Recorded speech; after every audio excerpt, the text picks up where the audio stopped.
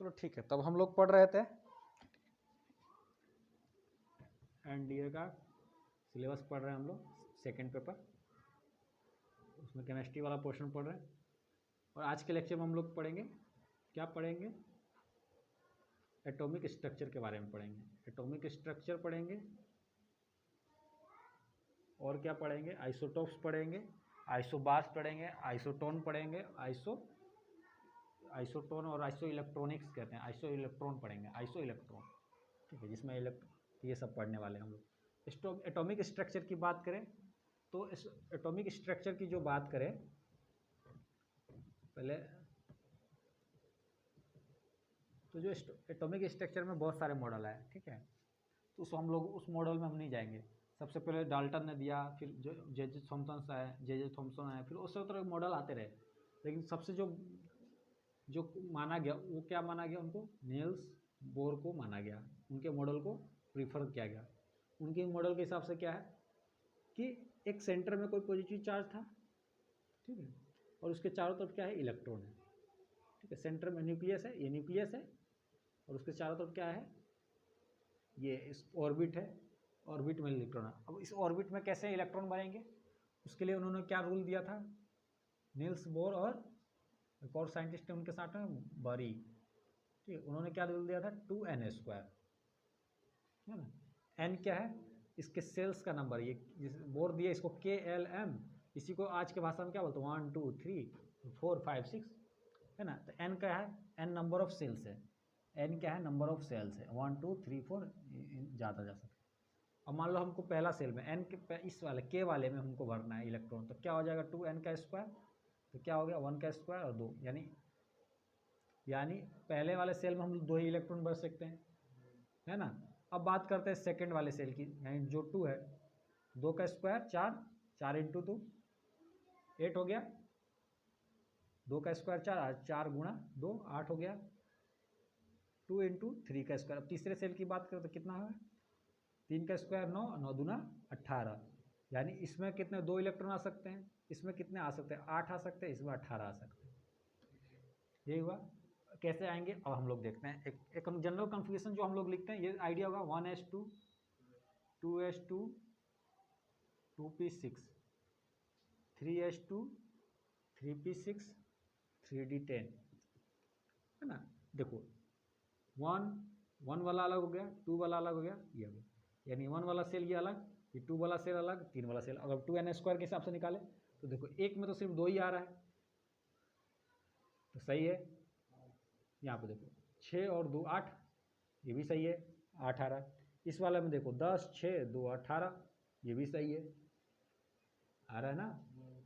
उसी तरफ 4 वाले में जाओगे तो क्या होगा, 2 × 4² तो क्या 4² 16, 16 दूना 32, 32 आना चाहिए। कैसे आएगा, 4s2 4p6 4d10 और 4f14, सबको जोड़ लो।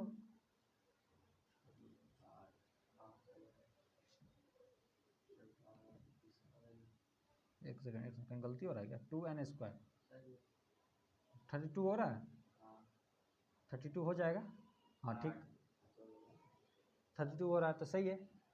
लेकिन इस तरीके से हम लोग नहीं भर पाते, क्या रीजन हो जाता है, भर क्यों नहीं पाते हैं, क्योंकि कुछ इस ऑर्बिटल के साइज के कारण एनर्जी कम हो जाता है, किसी का एनर्जी ज़्यादा होता है, इस कारण से हम लोग, अब जैसे 3D का एनर्जी ज़्यादा बढ़ जाता है, तो एनर्जी बढ़ जाएगा तो उसमें इलेक्ट्रॉन पहले नहीं आएगा, जिसमें पहले एनर्जी कम उसमें इलेक्ट्रॉन आएगा, इसलिए इसके बाद में फिर बढ़ते हैं, इस तरीके से बढ़ते हैं। उसमें कुछ रूल होते हैं, कुछ ऑप्टिक रूल होता है, हम उसको समझेंगे। तो ये जनरल पहले आइडिया मिला एटॉमिक स्ट्रक्चर के बारे में,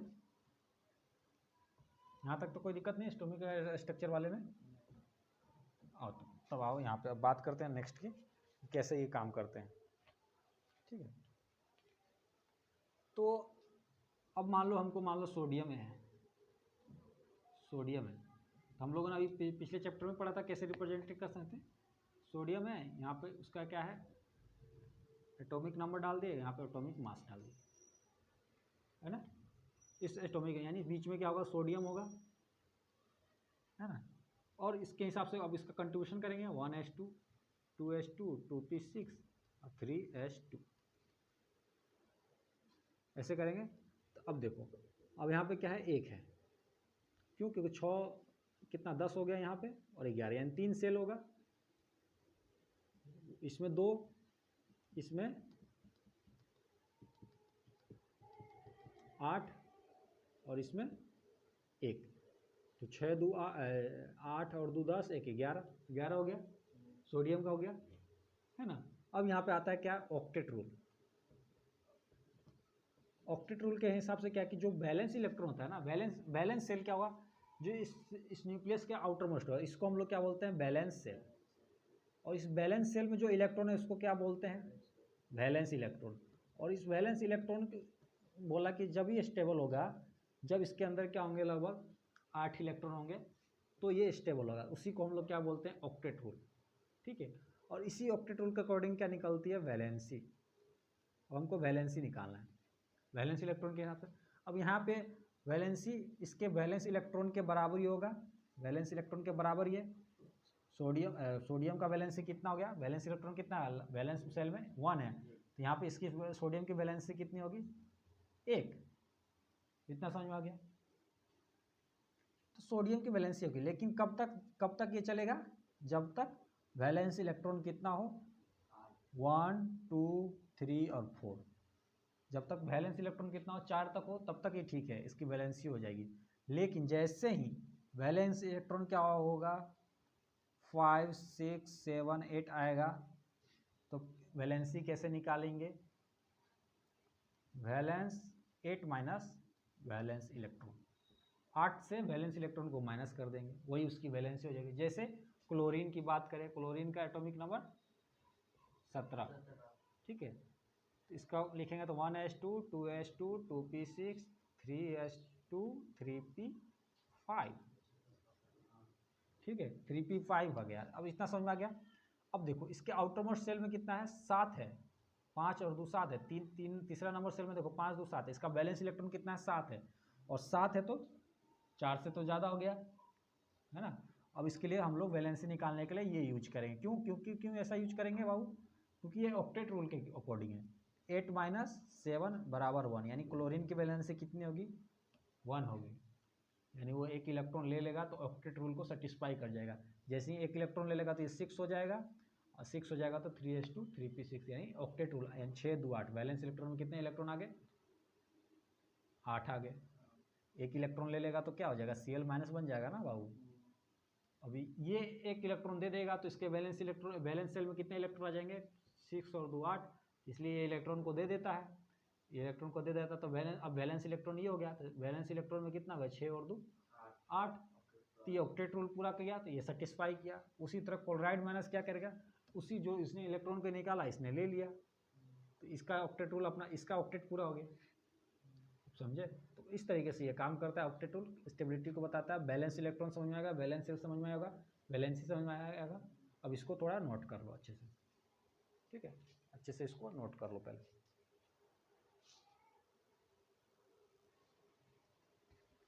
तो अब हम लोग थोड़ा सा आगे क्या पढ़ेंगे, अब हम लोग इसी हिसाब से पढ़ेंगे आइसोटॉप्स के बारे में, आइसोटॉप्स क्या होते हैं, ठीक है। तो अब हम लोग क्या पढ़ने वाले हैं, आइसोटॉप्स। तो टॉपिक डाल लो आइसोटॉप्स।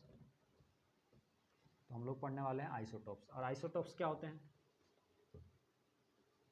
आइसोटॉप्स क्या होते हैं, same atomic number but different atomic mass, ये क्या कहलाते हैं, आइसोटॉप्स। एग्जाम्पल के तौर पे क्या लिखे हैं आइसोटॉप्स में, फॉर एग्जाम्पल जैसे 1H1 1H2 1H3, है ना। इसी तरह से क्या होगा, कार्बन 612 कार्बन 613 और कार्बन 614। इसी तरीके से और क्या होगा, क्लोरीन 35 और क्लोरीन 37। ये क्या हुआ है, देखो सारे नीचे वाले क्या है, हमें किसी भी एलिमेंट के नीचे में हम क्या लिखते हैं, एटॉमिक नंबर, और यहाँ पे लिखते हैं एटॉमिक मास। तो देखो सबका क्या है, एटॉमिक नंबर क्या है, सेम है, 1 1 1, लेकिन एटॉमिक मास क्या अलग अलग है, तो ये क्या है, आइसोटॉप्स हुए। ये क्या हुए, आइसोटॉप्स हुए। इतना समझ में आ गया। अब इनके सारे सारे के कुछ ना कुछ यूज है। इस H11 को क्या बोलते हैं, प्रोटियम, ठीक है। इसको क्या बोलते हैं, ड्यूटोरियम, ठीक है। इसको क्या बोलते हैं, ट्राइटियम। प्रोटियम में क्या होता है, यही से क्या बनता है, वाटर बनता है। और ये इसका अबंडेंट कितना 99% से लगभग होता है, ठीक है। नेचर में कम ज़्यादा पाया जाता है ये वाला हाइड्रोजन, ठीक है। इससे ये मॉलिक्यूल कंप्लीट हुआ तो इसको क्या बोलते हैं, इस तरह से ये क्या बना, इसको हम लोग क्या बोलेंगे, वाटर बना, ठीक है। अब ये इसके H2 को रिप्लेस कर दो, यहाँ पे क्या कर दो, ड्यूटेरियम ला दो, तो क्या हो जाएगा, D2O। इसको बोलते हैं हम लोग हैवी वाटर, हैवी वाटर। और इसका यूज कहाँ होता है, न्यूक्लियर रिएक्टर में होता है, use in nuclear reactor as a moderator, ठीक है। ये इसके लिए होता है। और ट्राइटेरियम क्या होता है, रेडियो एक्टिव होता है, रेडियो एक्टिव होता है। इतना नोट करो, इतना समझ में आ गया, इतना नोट करो, यहाँ तक तो दिक्कत नहीं।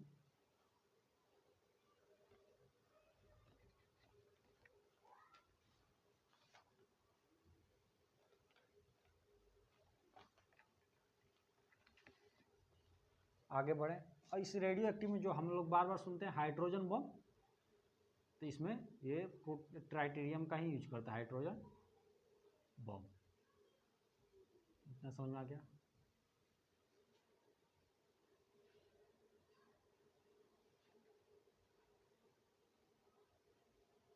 अब इस कार्बन के जो आइसोटोप है इनके भी यूज है, ठीक है।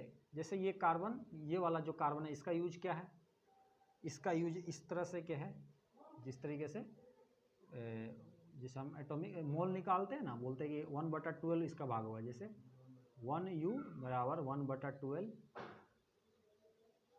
U ऑफ कार्बन 12, ऐसे बोलते हैं।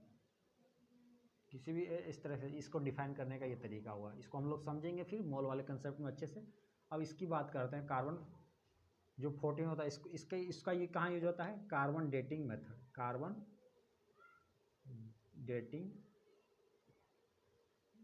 डेटिंग में यूज होता है, ठीक है। कार्बन डेटिंग में यूज होता है। और ये कार्बन डेटिंग का मतलब ये होगा कि जब आप कोई भी फॉसिल से, जैसे डायनासोर की बात करें, और हमको कैसे पता कि डायनासोर कितने साल पहले हुए, तो हमको डेट पता चल जाता है कि कौन सा जीव कि कब का था, कार्बन डेटिंग मेथड से, ठीक है। तो उसमें ये आइसोटोप यूज करते हैं, ठीक है। अब बात करते हैं क्लोरीन के आइसोटोप्स हैं, ठीक है। ये इसका एबंडेंस कितना होता है, 75% होता है, और इसका कितना होता है, 25% होता है। इस तरीके से ये एग्जिस्ट करते हैं। तो ये सारे आइसोटोप्स में। और आइसोटोप्स की बात करते हैं और क्या खासियत होती है आइसोटोप्स की केमिकल प्रॉपर्टीज़ तो सेम होती है। केमिकल प्रॉपर्टीज़, अगर इस आइसोटोप्स के बारे में लिखना चाहें तो क्या होगा, इसकी केमिकल प्रॉपर्टीज़ क्या होगा, यहाँ पे लिखते हैं, ठीक है। आइसोटोप्स के बारे में लिखना चाहता है, आइसोटोप्स केमिकल प्रॉपर्टीज सेम होगा, chemical properties are same but physical properties are different. इसका केमिकल प्रॉपर्टीज सेम होगा लेकिन फिजिकल प्रॉपर्टीज क्या होगा, डिफरेंट होगा। ऐसा क्यों होता है, क्योंकि जब हम केमिकल प्रॉपर्टीज की बात बोलते हैं ना, तो केमिकल प्रॉपर्टीज किस पे डिपेंड करता है, नंबर ऑफ इलेक्ट्रॉन के डिपेंड करता है। केमिकल प्रॉपर्टीज, इलेक्ट्रॉन कभी इधर गया कभी उधर से आया, है ना। इलेक्ट्रॉन के जो घूमने से या इलेक्ट्रॉन के परिवर्तन होने से जो प्रॉपर्टीज पैदा होता है उसको हम लोग बोलते हैं केमिकल रिएक्शंस। इलेक्ट्रॉन ही ना, केमिकल रिएक्शंस में कौन पार्टिसिपेट करता है, इलेक्ट्रॉन रिएक्शन करता है। तो जो इलेक्ट्रॉन से ही केमिकल प्रॉपर्टीज डेवलप होता है। तो यहाँ पे तो इलेक्ट्रॉन तो सेम है, देखो एटॉमिक नंबर सेम है, एटॉमिक नंबर सेम है, नंबर सेम है। इलेक्ट्रॉन का यहाँ पे तो कुछ नहीं हुआ, यहाँ पे सिर्फ क्या हुआ, न्यूट्रॉन बढ़ा। देखो पहले क्या था, यहाँ पे था एक प्रोटॉन था, एक प्रोटॉन यहाँ पे है, एटॉमिक नंबर 1 है तो प्रोटॉन भी 1 है, और एक न्यूट्रॉन, यहाँ पे न्यूट्रॉन क्या है, 0 है, न्यूट्रॉन क्या है, 0 है, ठीक है। यहाँ पे देखो न्यूट्रॉन कितना है, 1 है, यहाँ पे न्यूट्रॉन कितना है 2 है। कैसे निकाले, 3 - 1 कर दिए तो 2 निकल गया, है ना। जैसे नंबर यहाँ पे देखो, यहाँ पे हम किसी का एटॉमिक मास कैसे निकालते हैं, atomic mass number of neutron plus number of proton, यही करते हैं। अब नंबर ऑफ प्रोटॉन दिया हुआ कितना है 1 दिया हुआ है, प्लस नंबर ऑफ न्यूट्रॉन निकालना है, और एटॉमिक मास कितना दिया 3 दिया हुआ है। तो क्या हो जाएगा 3 - 1 तो बराबर क्या हो जाएगा 2 हो जाएगा। यानी यहाँ पे नंबर ऑफ न्यूट्रॉन कितना हो गया 2 हो गया। एक चीज़ और क्या है, इसमें खासियत क्या है, प्रोटॉन तो सेम होते हैं, यानी proton are same but neutron are different. कैसे, देखो तीनों आइसोटोप्स में क्या प्रोटॉन एक है, लेकिन न्यूट्रॉन कितना है 1 2 3, देखो 0 1 2 है ना। अब देखो कार्बन इस वाले में देखो प्रोटॉन 6 6 7 है, 6 सब में सेम है प्रोटॉन, लेकिन न्यूट्रॉन क्या होगा अलग होगा। इसमें कितना होगा 6 न्यूट्रॉन, इसमें कितना होगा न्यूट्रॉन 7 हो जाएगा, और इसमें न्यूट्रॉन कितना हो जाएगा 8 हो जाएगा। यानी प्रोटॉन तो सेम है और न्यूट्रॉन डिफरेंट। यानी एक डिफिनेशन और क्या लिख सकते हैं कि those element which have protons are same but neutrons are different is known as isotopes. या एक और क्या नाम हो सकता है कि सेम एटॉमिक मास है पर different atomic same atomic number है लेकिन बट डिफरेंट एटॉमिक मास। इतना समझ में आ गया। इसी तरह से इसमें देख सकते हैं बिल्कुल, है ना। तो अब हम लोग इसको पहले नोट कर लो अच्छे से, तब हम लोग नेक्स्ट बढ़ते हैं क्या है आइसोटॉप्स आइसोबार के ऊपर। इसको नोट करो, ये क्लोरीन का है बाबू, ये रहा क्लोरीन। हाँ, इसमें और एक चीज़ क्या चीज़ है, इसका और भी बहुत सारे जो आइसोटॉप है जिनका यूज होता है, जैसे आयोडीन है। आयोडीन का यूज किस में होता है, गोइटर को डिजीज में ठीक करने के लिए, गोइटर डिजीज को ट्रीट करने के लिए। कोबाल्ट जो होता है, कोबाल्ट का जो आइसोटॉप्स होंगे उस सब का यूज किस में होता है, कैंसर थेरेपी में। जो कैंसर हो जाता है उनको थेरेपी देने के लिए इसमें यूज होता है।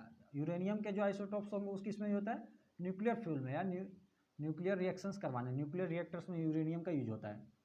ठीक है, तो न्यूक्लियर फ्यूल में इसका यूज होता है। तो ये भी नोट कर सकते हो आइसोटॉप में, इसको नोट कर लो फट से।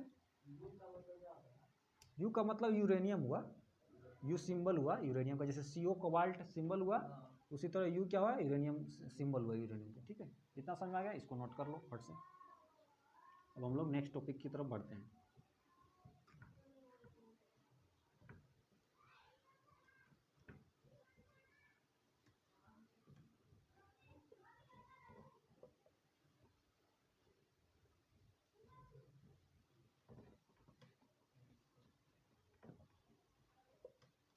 नेक्स्ट टॉपिक क्या है, आइसोबार। आइसोबार का मतलब क्या हो गया, आइसोबार मतलब क्या हो गया कि सेम एटॉमिक मास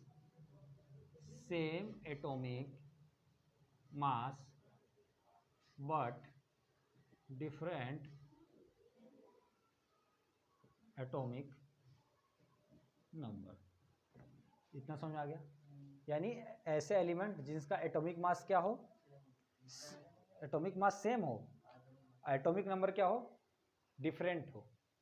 ठीक है, इतना समझ में आ गया। जैसे आर्गन और कैल्शियम की बात करें, आर्गन का एटॉमिक नंबर कितना होता है 18, कैल्शियम का एटॉमिक नंबर कितना होता है 20 होता है ना। एटॉमिक मास की बात करें तो इसका भी 40 होता है और इसका भी 40 होता है। यानी एटॉमिक आइसोबार्स में क्या हो सकते हैं, एटम्स अलग अलग से हो सकते हैं। यहाँ पे देखो, ध्यान दो, यहाँ पे ध्यान दो,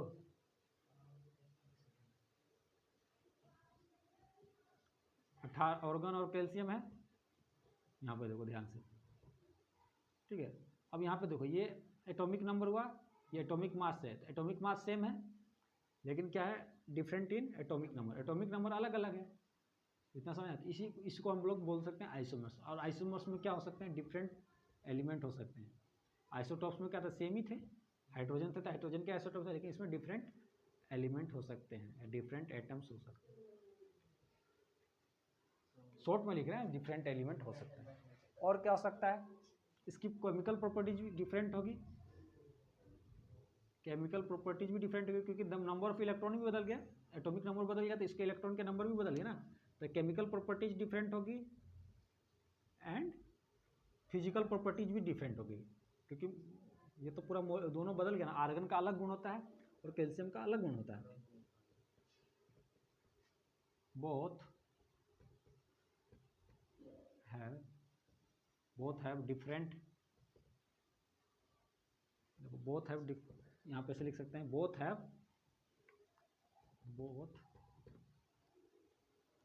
chemical and physical properties are different, ये हम लोग लिख सकते हैं। इतना समझ आ गया? चलो इसको नोट करो फट से।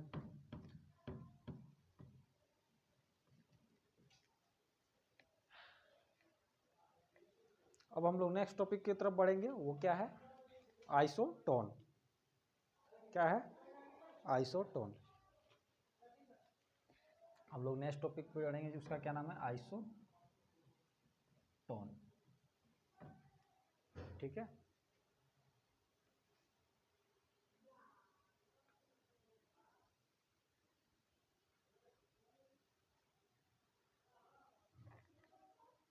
यहाँ तक हो गया, इसको मिटा दे। अब हम लोग नेक्स्ट टॉपिक क्या पढ़ रहे हैं, आइसोटोन।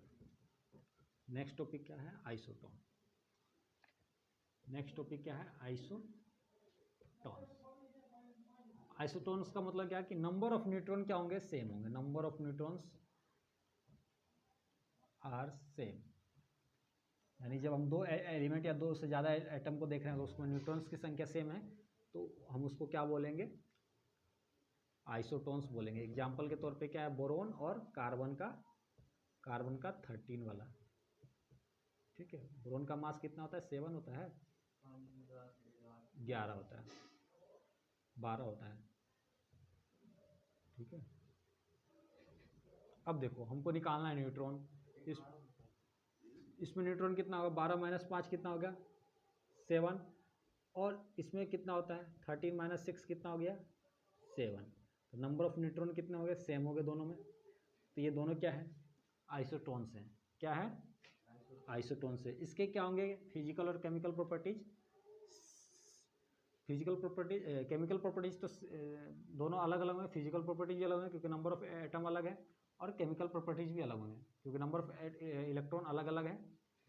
तो केमिकल प्रॉपर्टीज अलग होगा, फिजिकल प्रॉपर्टीज भी अलग होगा क्योंकि नंबर ऑफ न्यूट्रॉन भी, नंबर ऑफ न्यूट्रॉन तो सेम है लेकिन प्रोटॉन बदल जा रहा है, तो न्यूक्लियस ही बदल गया। जब न्यूक्लियस बदला तो उसका फिजिकल प्रॉपर्टीज भी अलग अलग होगा। ये चीज़। थर्ड हम लोग क्या पढ़ने वाले हैं, iso electronics. Iso electronic, iso electronics नहीं, आइसो इलेक्ट्रॉनिक, आइसो इलेक्ट्रॉनिक। इसका मतलब क्या हुआ, इसका मतलब क्या हुआ कि अब क्या है, number of electrons are same, है ना, नंबर ऑफ इलेक्ट्रॉन क्या है, सेम है। जैसे फॉर एग्जांपल क्या हो सकता है, पोटेशियम प्लस कैल्शियम प्लस 2, और क्या हो सकता है, आर्गन हो सकता है, क्लोराइड माइनस आयन हो सकता है, इस तरीके से हो सकता है। जैसे इस पे कितना ऐसा नॉर्मल पोटेशियम होता है तो कितना होता है एटॉमिक नंबर, 19 होता है। नंबर ऑफ इलेक्ट्रॉन कितना होगा, 19 में 1 हो गया तो क्या होगा, ये इस पर प्लस आ गया तो ये इसका इलेक्ट्रॉन कितना होगा, 18 हो जाएगा। कैल्शियम का कैसा नॉर्मल कितना होता है, 20 होता है। 2 पॉजिटिव चाहिए, 2 इलेक्ट्रॉन निकल गया तो इसका भी कितना हो गया, 18 हो गया। आर्गन का कितना होता है, 18 होता ही है। क्लोराइड का कितना होता है नॉर्मल, क्लोरीन का कितना होता है, 17 होता है। एक माइनस आ गया है ना, एक माइनस आ गया तो कितना हो गया, 18। यानी सबके पास क्या है, 18 18 18 18, यानी नंबर ऑफ इलेक्ट्रॉन सबके पास कितना है, पोटेशियम के पास भी 18 है, कैल्शियम के पास भी 18 है, आर्गन के पास भी 18 है, और क्लोराइड माइनस के पास भी क्या है, 18 है। यानी ये क्या हो गया, आइसो इलेक्ट्रॉनिक हो गए, यानी नंबर ऑफ इलेक्ट्रॉन। ये हम लोगों ने 4 टॉपिक देखा, 5 टॉपिक देखा। उसमें एक पहला एटॉमिक स्ट्रक्चर, फिर आइसोटॉप्स, फिर आइसोबार्स, फिर आइसोटोन्स और आइसो इलेक्ट्रॉनिक। तो ये सारा चीज़ समझ में आया होगा। अब नए लेक्चर में नए टॉपिक के साथ आएंगे, नई चीज़ों को समझेंगे। आज के लिए इतना ही, धन्यवाद।